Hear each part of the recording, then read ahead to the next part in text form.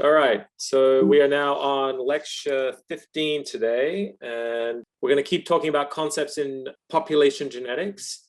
And what I want to talk about today are measures of genetic diversity in populations. And so there are different metrics that we can use to quantify the amount of genetic variation in a population, and we're going to talk about those today and introduce the concept of linkage disequilibrium. And I'm going to show you how we can use genetic variation to be able to make inferences about evolutionary processes such as the divergence between species, and how we can figure out how long it has been since we have diverged from our most common recent ancestor, the chimpanzee.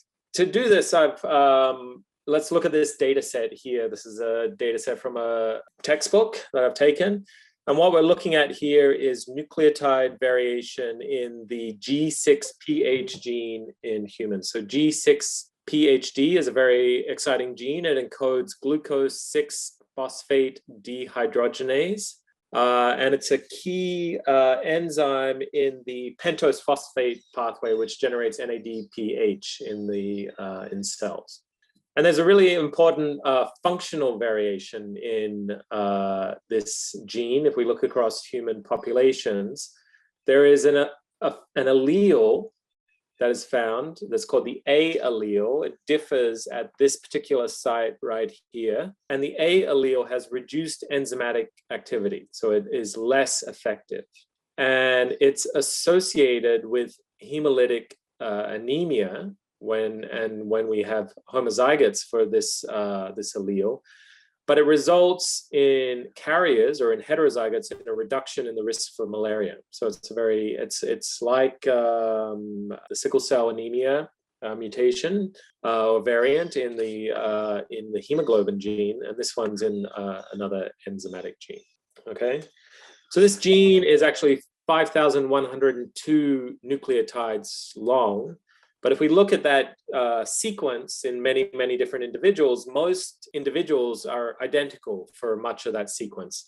And so all we're looking at here are the variants that differ amongst the population, in the human population. And we're looking at 18 different single nucleotide polymorphisms. Okay, so these are the sites that differ amongst individuals when we look in a survey across individuals in the human population.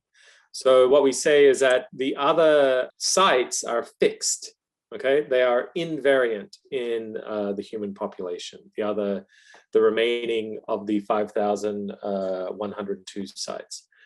And so here what we have are, what I've classified, we have different individuals, 47 different individuals on the y-axis here. And what I've just indicated as shown in red here are those individuals that have this A allele, which is this particular functional allele, with respect to the nucleotide. They have a G at this site, and so this is the functional allele in this case. And so when we talk about variation, nucleotide variation in coding sequence, we can talk about two types of variation with respect to the effect on the encoded amino acids. Does anyone know how we distinguish, what's the terminology we use to distinguish mutations in nucleotides that result in different codons from mutations that result in the same encoded amino acid? What's the terminology we use? Right, we talk about a silent mutation, okay? When we get a mutation, so if you all recall from Molex POB, high school, a codon is the 3 nucleotide that encode the amino acid, right? And those positions in that codon have different degrees of importance with respect to specifying what the amino acid is. And so we can have mutations in a 3 nucleotide codon that change the codon so that it encodes a different amino acid. And that we call a non-synonymous mutation. Conversely, we can have a mutation that either results in the same codon because of the reduced importance of the 3rd position, because that's the wobble position in the codon. So we can result in it having encoding the same amino acid, or we can mutate to a different codon, but because of the the redundancy in the genetic code, it can still encode the same amino acid. So we have different codons that code for the same amino acid. And those mutations are called synonymous mutations, or the term that's also used is silent mutations in that case. And that's because they're not manifest at the amino acid level. Okay, so there are two different classes of variation. And so here, I can tell you that this G mutation, because it results in different enzymatic activity, that means that it is a non-synonymous mutation. It results in a different amino acid. Whereas these other variants, we aren't specifying whether they're non-synonymous or synonymous mutations. They're both classes of variants are possible. And so what we want to do, but we're looking at 18 different variants in the gene sequence here. And those are our 18 different SNPs. And so what we want to talk about are the different ways of talking about this, this variation. So let's go forward and see.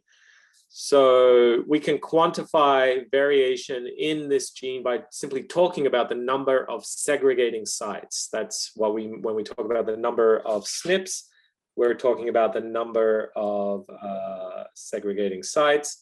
And we can distinguish the number of segregating sites. In this case, we're distinguishing between African populations. I've highlighted them here: Southern African, Central African, and African American individuals of African descent. And we can see here that we have a total of 14 sites, if we add up all these different sites, that are segregating within people of African ancestry, compared to only 7 sites that are segregating when we compare to individuals from non-African ancestry. Okay, and so one very simple way of being able to quantify the variation is to be able to talk about the number of segregating sites within populations.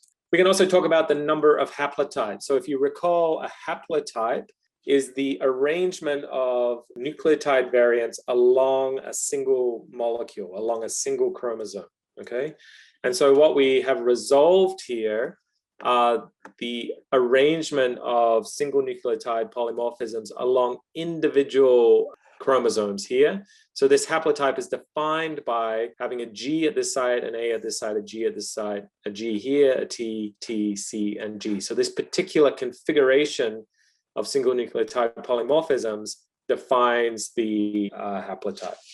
And we can quantify the number of different haplotypes, number of different unique configurations we have within populations as well. And so in this case, we can see that we have, if we count up, each of these is a unique haplotype, and we can see the number of unique haplotypes that we have, and we have a total of 12 if we count down here. So these are all the identical haplotypes. They have no variation relative to our reference. We're always talking with relative to our reference. And then in this case, this haplotype differs from this haplotype just by the presence of an A and T at these two sites, okay? So we can define 12 unique haplotypes using these 18 SNPs. And again, we can ask how many haplotypes do we observe in different populations? And what's interesting here is that, again, we see actually these 1 through 14 are individuals of African descent. And we see that amongst those individuals, we have 7 different haplotypes. In fact, I think I'm missing some here. If we add it up, I think it's actually 9, perhaps. Well, at least 7 different haplotypes.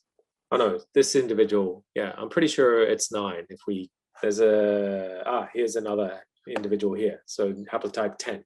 So this is the haplotype. We're just assigning a number based numerically. But if we talk about the number of unique haplotypes within people of African descent, we see that there are 9 unique haplotypes in this sample.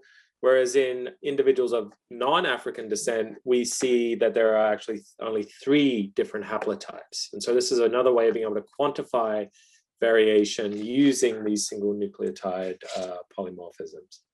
Okay, but the problem, of course, with this is that this is just a function of the extent to which we've sampled, right? So if we sample more individuals, we're likely to see more variation. And so typically what we want to do is quantify based on, so we have some metric that's independent of the sample size. And so one metric that we can, that's commonly used is just simply the gene diversity. So the gene diversity is actually defined as the probability of drawing two different alleles from a population. And the way we quantify that is 1 minus the sum of the allele frequencies of the different alleles in the population, okay? And this is the same as calculating heterozygosity. So it's the expected heterozygosity under Hardy-Weinberg equilibrium, okay? So if we have a single allele, then our allele frequency is 1. And so Pi, we're only going to have one allele. And so it's going to be 1 minus 1. And so gene diversity is 0 in that case. And so we can talk about what the maximal gene diversity would be. Well, for a biallelic site, that is, we have two different sites, what would be our maximal gene diversity in that case? If we have two alleles and they're present at equal frequency, so 0.5 each, then 0.5, what's 0.5 squared? 0.25, I think, isn't it? And so we would have two alleles, 0.25 plus 0.25 is 0.5. So 1 minus 0.5 is 0.5. So our gene diversity would be 0.5 in that case, okay? And that is literally the probability that if we sample an individual from the population, that we will have two distinct alleles at that site, okay? And so we can compute that gene diversity with respect to a single nucleotide here. And so if we compute it for this functional allele, functional variation G, where we have in the individuals of African descent, we have some individuals have the A allele and some individuals have the G allele, we can compute the gene diversity and we get 0.47 in that case. Whereas if we look at the individuals of non-African descent, which are down through here, we see that there's no genetic diversity at all. And so our gene diversity metric in that case is 0. And so this is a way that we can, exclude the differential sample sizes and take what we hope is a random sample from our population and compute this metric and be able to compare between populations. And then the final metric that's commonly used is just the nucleotide diversity. So rather than talking about the absolute number of single nucleotides, to be able to compare between different genes that vary in length, we can quantify the number of single nucleotide variants and just divide by the total gene length. And that tells us something about differences between genes within the genome when we quantify nucleotide diversity, and we can compare genes within genomes and also genes between populations, the same gene between populations. And this metric is often given the symbol pi, is for nucleotide diversity. All right, so here's our summary of this table and these different ways of quantifying this diversity. So we have a total sample of 47, of which some are individuals are of African descent and some are of non-African descent. We have a total of 18 segregating sites. We can define 12 different haplotypes. We can talk about the gene diversity using 1 minus the sum of the allele frequencies. For the total sample, we have a gene diversity of 0.22. But if we divide our population into individuals of African and non-African descent, we see that there's much higher gene diversity at this particular nucleotide with respect to these individuals. And then we can quantify the nucleotide diversity. Again, we can compare this between individuals from different populations, or we could compare this metric between different genes within individuals from the same population. And in fact, that metric is very interesting when we're looking at both across the genome. We can measure gene diversity at different polymorphic sites along the genome, and it's interesting often to compare that and that profile of gene diversity between populations. And so here what we're looking at is on the x-axis is nucleotide location. Okay, so this is 200,000 kilobases across the genome. And we're measuring this gene diversity, which is just 1 minus the sum of the allele frequencies at different polymorphic sites across the genome. And we can see that there's variation. But what we see is if we group our individuals based on their continent of ancestry, that we see very different profiles. If we compare individuals of Native American ancestry, African ancestry, or Asian ancestry, we see that there's a fairly stable gene diversity across this 200 kilobases of the genome. But in those individuals of European descent, we see a dramatic reduction in gene diversity. And that corresponds to this particular gene here, which is thought to contribute to the pigmentation phenotype. And so this such a way of looking at the data might be indicative of, selection, historical selection in a population for reduced genetic diversity at a particular locus. And so one interpretation here is that there's been selection within the European population, positive selection, directional selection in this case, for reduced genetic diversity because there's been selection for this pigmentation variant. And so doing this sort of analysis across the genome, it can be very interesting for looking for signatures of selection. And in fact, in recent years, there have been really interesting cases of finding signatures of selection in particular parts of the genome that are associated with adaptation to living at very high altitudes in Himalayan populations, for example. And so this is a way of being able to look at genetic diversity and use reduced genetic diversity as evidence for selection, historical selection. Conversely, we can see evidence of increased genetic diversity. And one classic example of this is the MHC locus, the multi-histocompatibility locus, which is involved in the immune system. So here we're looking at SNPs per 20 kilobases, or this is similar to measuring that pi value, the amount of nucleotide diversity per gene. Here we're just looking at it in bins of 20 kb. And what we see when we look across many individuals is that there is a fairly constant rate of nucleotide diversity until we get to the MHC locus, where there is a significantly more genetic diversity when we look at individuals. And this is, possibly due to selection for increased diversity result at this locus. And so these different metrics of genetic diversity allow us, to compare within the genome and identify differences from the global trend in genetic and in diversity across the genome, and finding these potential signatures of positive or negative selection, and also to be able to compare between populations to ask about differences in genetic diversity between populations. So now what I want to do, I'm going to introduce an additional concept, which is a really fascinating one, which is looking at how recombination sculpts genetic diversity in populations. And so let me share my... All right, so the question that we're interested in now is, how does recombination sculpt or affect genetic variation? And so what does recombination do? Recombination creates new haplotypes, okay? So I told you haplotypes are one of the ways that we can define, quantify variation within a population. And so let's suppose, for example, that we have two haplotypes. Suppose there are two haplotypes in a population, and those haplotypes, as I said, that's a single chromosome, and this one haplotype has the big A allele that's on the same molecule as the big B allele, and the other chromosome that's segregating in the population has the little a allele on the little, that's on the same molecule as the little b allele, okay?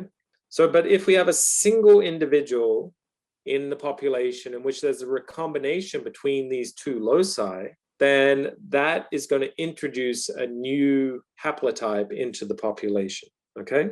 So if in a single person, in this case, a crossover occurs, we generate generate a new haplotype.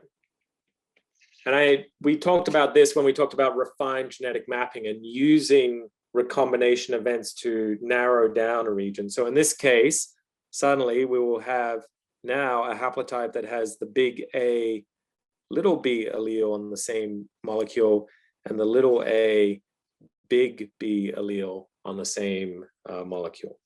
Okay, so now we can think about this. So now what do we have? We have 4 alleles that we're considering. So we can think about their frequencies. So the frequency of the big A allele, of the little a allele, the frequency of the big B allele, and the frequency of the little b allele. And we have 4 possible haplotypes. And they also have frequencies that we can compute. So we can compute the frequency of the haplotype that is the big A, big B haplotype, the frequency of the little a, little b haplotype, the frequency of the big A, big B, little b, and the frequency of the little a, big B in this case, okay? And so the question we can ask then is, what should the relationship between the allele frequencies and the haplotype frequencies be? And so we can think about a null hypothesis, essentially, which is that there's a random association between alleles at any 2 loci, okay? Between the A and the B loci, that it's random in the population. And so given the assumption of a random relationship between alleles at 2 loci, then we can compute the expected frequency of the haplotype that's defined by having a big A and a big B on the same chromosome as simply equal to the probability of having an A multiplied big A multiplied by the probability of having a big B, okay?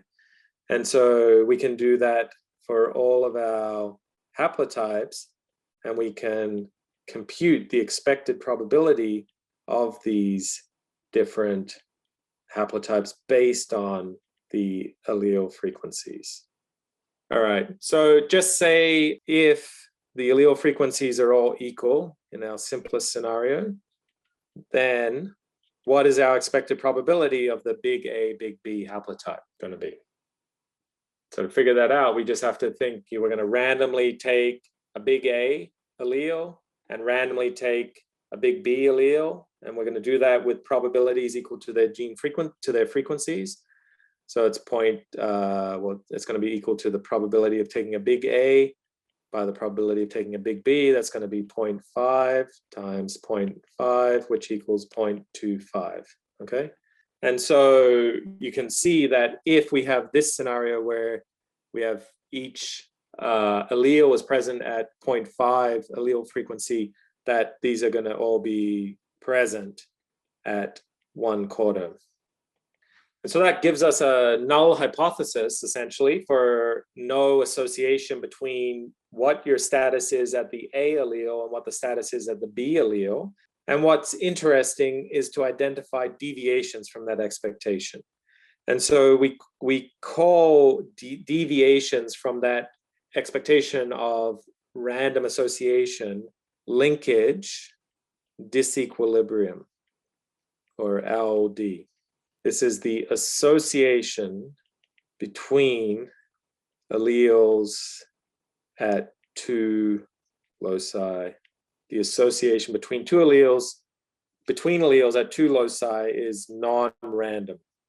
And we can quantify it simply by saying, and we use often the metric D as the shorthand, is going to be equal to our observed frequency of the haplotype minus the frequency that we would expect based on the allele frequencies of the big A and big B allele. And this quantifies the extent of linkage disequilibrium between 2 loci in the genome. All right, and this is a very interesting phenomenon that occurs. We can have linkage disequilibrium occur, for example, think about it, if a new mutation arose on a haplotype background. So for example, if we have a new mutation, capital C, arose on this haplotype background, then when we look at subsequent generations, that capital C allele is always going to be associated with a capital A allele. And so a new mutation is often in linkage disequilibrium with the loci that are in nearby proximity.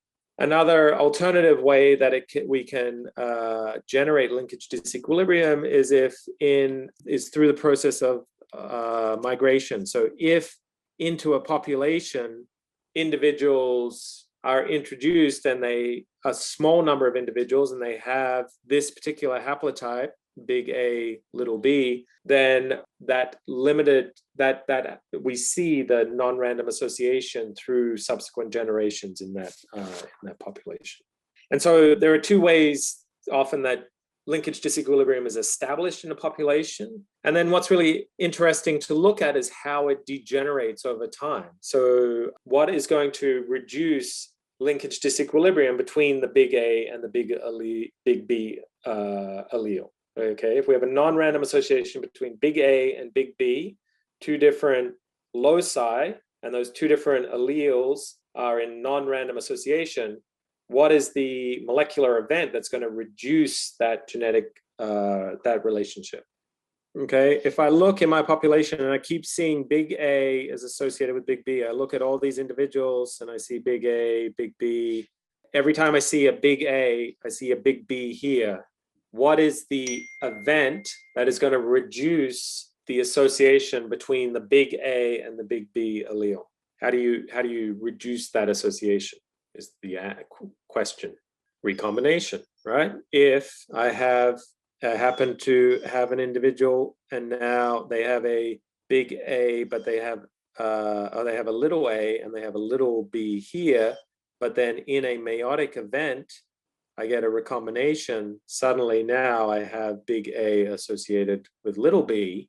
And so recombination is the event that is going to reduce the association between alleles at two different loci, okay? And so we can actually quantify that. If we quantify in population genetics, just to keep you on your toes, okay? Recombination, the rate or probability of recombination rate between two loci, we'll use the symbol R for recombination.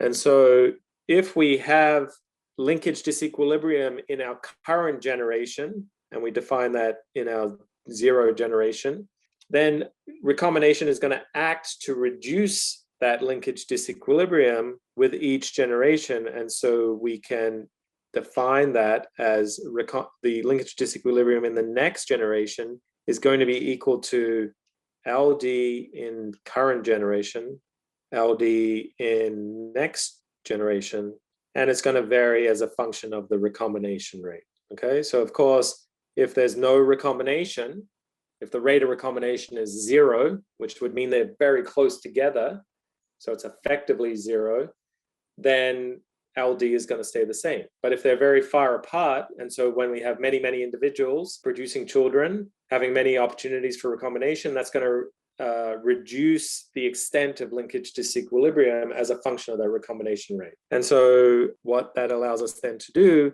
is to be able to quantify the extent to which linkage disequilibrium decays over time. So when R is small, so the probability of recombination is small, then LD decreases slowly between two loci. And when R is maximal, and maximal, we know maximal recombination rate is half, then LD in this case would decay by a factor of 2, by half per every generation. And so what this allows us to do then is that we can use the extent of linkage disequilibrium to be able to quantify or estimate when in history a mutation occurred. So by looking at this population genetic metric of linkage disequilibrium, as I told you, when that mutation arises, it arises on a haplotypic background. And then if we look at the rate of decay of LD over time, that allows us to be able to estimate when that mutation occurs, because we can estimate a mutation age based on LD. Okay, because older mutations have lower linkage disequilibrium, whereas newer mutations have higher linkage disequilibrium. And so, for example, this G6PD mutation that we were just talking about, quantifying genetic diversity, that particular A mutation that results in the reduced function allele, by using linkage disequilibrium, we can estimate that that occurred about 10,000 years ago. And by contrast, the mutation that I told you about in the gene NDRG1, which was my PhD project, we were able to date that NDRG1 mutation that occurred in the Romani people. We could date that as occurring only 850 years ago. So we can use the extent of linkage disequilibrium to be able to quantify the age of mutations, which is pretty amazing. Okay, so here is just a slide showing you exactly what we just talked about, quantifying linkage disequilibrium, the non-random association between an A, the big A allele, and the big B allele. And here, here's another example in which, you know, selection can reduce genetic diversity and result in linkage disequilibrium. So if we have this mutation arises in a population, and it arises on this haplotypic background, okay? So we have, here it's just shown visually, then what will happen through selective sweep is that we'll get reduced genetic diversity here because that red allele will sweep through the population. And then what that will result in is having, you know, non-random associations between the A and the B allele here, because this allele is in the same molecule as this red allele. This big B allele will also get carried along. This is also known as background selection. So it's just going to come along for the ride. And then, but as a result, we're actually going to get a non-random association between the A and the B locus shown here. And so a major undertaking in the beginning of the 21st century was being able to look at the extent of linkage disequilibrium across the genome, the same as being able to look at you know, genetic diversity by looking at individual sites. We can now look for non-random associations between loci across the human genome by being able to genotype different single nucleotide variants. And the surprising finding is that there was massive linkage disequilibrium, large degrees of non-random associations between loci on the same chromosome. And so this plot here, everything in red is showing you that this is a region of the human genome. So here's a single chromosome that we're looking at here that is non-randomly associated. And so we see this really interesting structure where we have non-random associations between the loci in this region of the genome. Then it's broken at this site, that non-random association, so that there is a random association between here and here. But then within this part, we have, again, non-random association. We have another break and then more non-random association. And we see this structure that's called a block structure across the human genome of these large regions where there's non-random association and genetic variation, as measured by linkage disequilibrium, followed by a break and followed by another region. And so this is what's shown here. And I was going to ask you what would explain this, but I see that the answer is on the slide here. Who can see the answer to explain why there would be a break in this non-random association? Does everyone see it written? It's written on this, literally written on the slide. So this is just a test as to whether you can read what's written on the slide. It is, so both those answers are right? It's the extent to which there's linkage between two genetic loci. But the reason that you get this break is because of this answer that's written here, is that you get a hotspot of recombination. So there's actually, it's more likely to get recombination right in this region between this SNP and this SNP than it is to get it elsewhere. And so that's really interesting phenomenon. And that was a key finding from this sort of study of genetic diversity and it's the non-random associations between variation at different loci, is that there are regions where that breaks that association and those correspond to recombination hotspots. And so that is, there's a recombination hotspot right here, there's one here, one here and one here. And these are sites where it's more likely to get recombination than you would expect by random chance. And this led to really fascinating investigations of what's going on at these particular regions of the genome that result in these being recombination hotspots. Has anyone ever heard of this? And ultimately the identification of the protein or the gene that was underlying this was a very interesting scenario in which what was identified is that there's actually sequence that's common to these regions that's recognized by a DNA binding protein called PDRM9 that recruits the recombination machinery to these sites. And this is a really interesting case in which there's actually an understanding of the molecular mechanism that underlies this preference. So, linkage disequilibrium is a fascinating metric because it combines everything from demographic history down to, this molecular process that occurs in human gametes. All of those factors contribute to this observation of non-random association in genetic diversity. And so if we look at these different metrics of genetic diversity, the metrics that I've told you about today, the overwhelming picture that we see is that within the African continent, populations from the African continent have much greater genetic diversity than are observed in populations throughout the rest of the world. And we can use this to make inferences for the history of Homo sapiens. And that inference is that consistent with archaeological data is that, Homo sapiens evolved in the African continent in what is now Ethiopia and Kenya and this region up here. And then there were waves of migration from Africa that have led to the peopling of the world. And so we can follow those waves of migration by following the genetic diversity and following the genetic relatedness between populations. But the observation is that if we look in these other populations, if we look in Native American populations, if we look in European populations, South American populations, we see greatly reduced genetic diversity compared to the genetic diversity that's observed in Africa, consistent with the idea that Homo sapiens have been resident in Africa for much, much longer than the rest of the world. So let me tell you, okay, so if we originated in Africa, then the question is, how long ago did that happen? Okay, and so that's a question that we can also address using molecular genetic data. So let me show you that.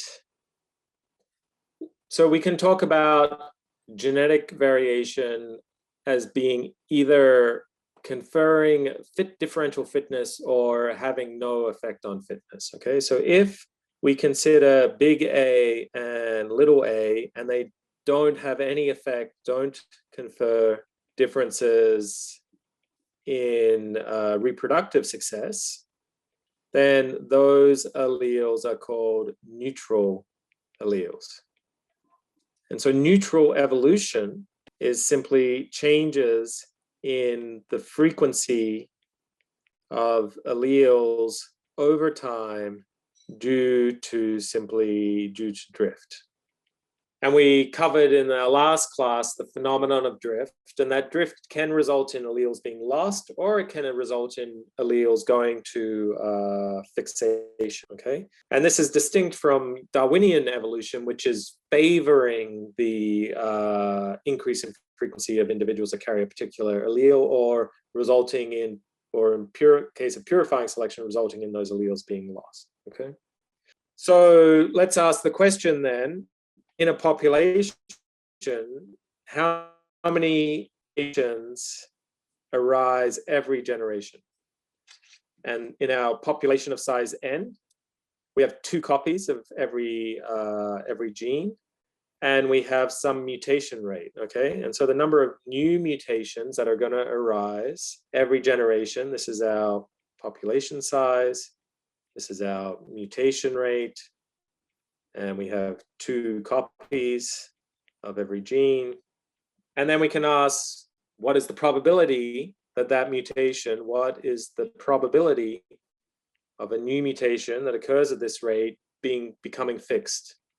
That is going to frequency 1 in the population. And as we said in the last class, that's 1 over 2n, okay? And so we can compute the rate at which sequences evolve in a population as being equal to our rate at which they're generated multiplied by the rate at which they become fixed in the population. And this we call often the substitution rate.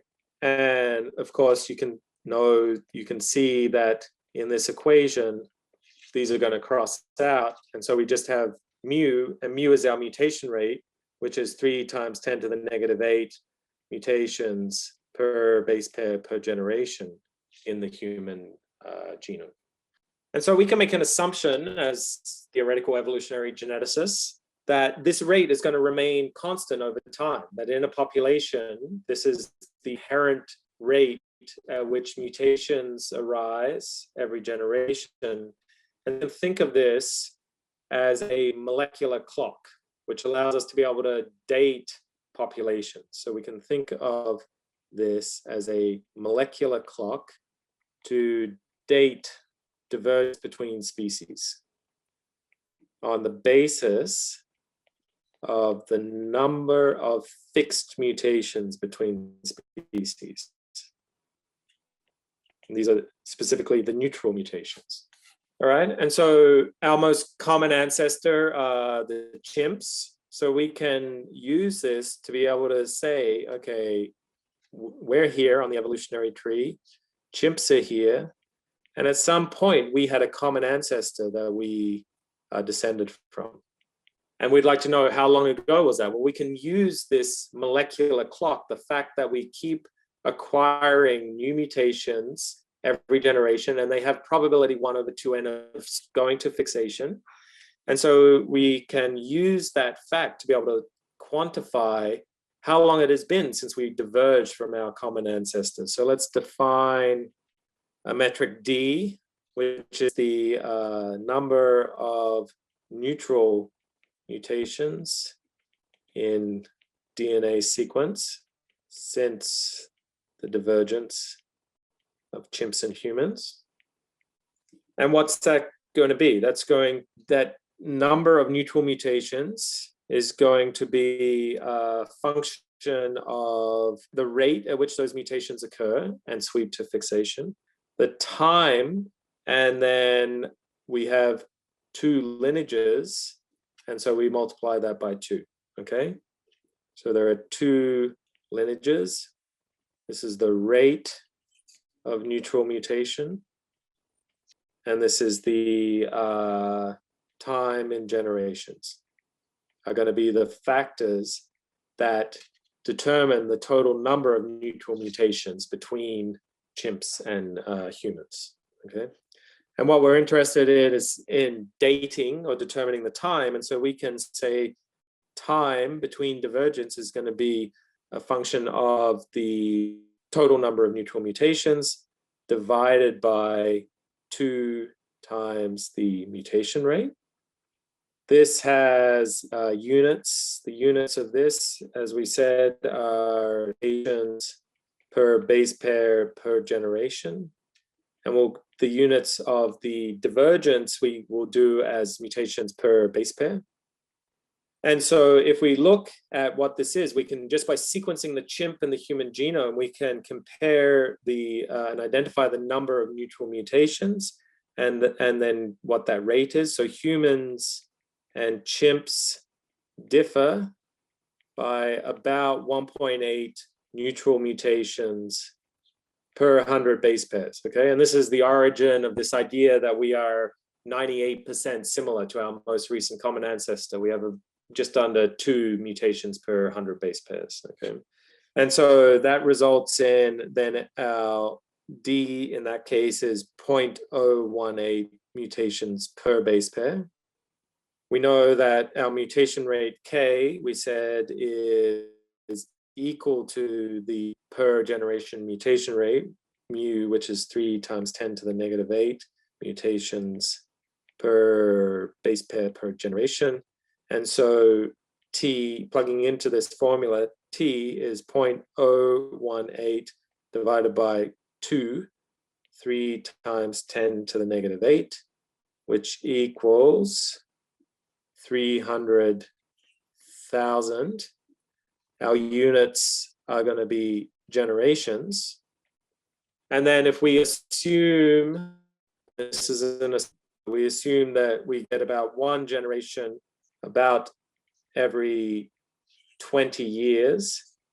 Therefore, the human chimp divergence, we can say, based on this assumption of a 20-year generation time, 300,000 generations occurred 6 million years ago, was when we shared a common ancestor with our most evolutionarily related species, the chimpanzee.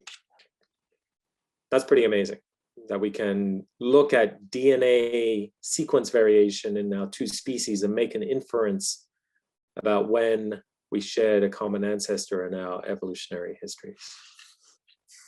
All right, so today what we've talked about are measures of genetic diversity and populations, and how we can use them to make inferences about population history and the history of mutations in a population, the history of mutations like the G6PD mutation, and how we can make inferences about the genetic relationship between species. And so this is a large area of continuing research, and actually it's become very exciting in the last few years, because now we can take bone samples from ancient hominids, for example, and sequence their DNA. We can, using ancient DNA technologies, we can extract the DNA from those bone samples and then look at how the evolutionary time between Homo sapiens sapiens and, for example, Neanderthals and other ancient hominid species. There's also fascinating evidence that, in fact, we can find signatures of introgression, that is, matings between Neanderthals and Homo sapiens sapiens and other ancient hominid species.